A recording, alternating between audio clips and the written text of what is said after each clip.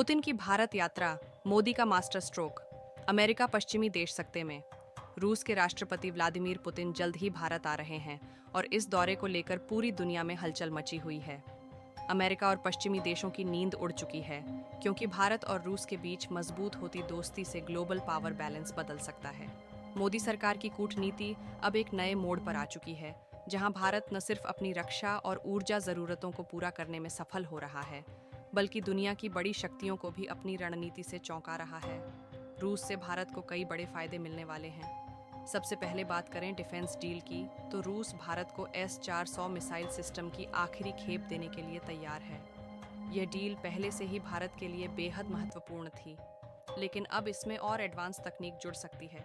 इसके अलावा भारत को नए फाइटर जेट्स, टैंक और हाइपरसोनिक मिसाइल टेक्नोलॉजी भी मिलने की संभावना है। पाकिस्तान और चीन को इस यात्रा से सबसे ज्यादा दिक्कत हो रही है, क्योंकि इससे भारत की रक्षा प्रणाली और भी मजबूत होने वाली है। अगर आपको यह खबर पसंद आ रही है तो कृपया चैनल को सब्सक्राइब करें और वीडियो को लाइक करें। आपका एक सब्सक्राइब हमें और भी बेहतरीन खबरें लाने की प्रेरणा देता है।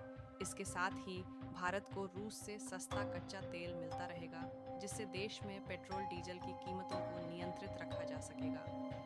अमेरिका ने पहले भी भारत पर दबाव बनाने की कोशिश की थी कि वह रूस से तेल खरीदना बंद कर दे, लेकिन मोदी सरकार ने साफ कर दिया था कि भारत अपने हितों से कोई समझौता नहीं करेगा। रूस अब भारत को और सस्ती दरों पर तेल देने के लिए तैयार है, जिससे आम जनता को भी सीधा फायदा मिलेगा। अमेरिका और पश्चिमी देशों के लिए सबसे बड़ा झटका यह हो सकता है कि भारत और रूस अब रुपया रूबल ट्रेड को और आगे बढ़ाने वाले हैं। इसका मतलब है कि दोनों देश अब व्यापार के लिए डॉलर का इस्तेमाल नहीं करेंगे। अगर यह प्लान सफल रहा तो अमेरिकी डॉलर की बादशाहत को सीधा खतरा हो सकता है। अमेरिका पहले से ही चीन के युआन को लेकर परेशान है, और अब अगर भारत भी इस खेल में आ गया तो वैश्विक अर्थव्यवस्था पूरी तरह से बदल सकती है।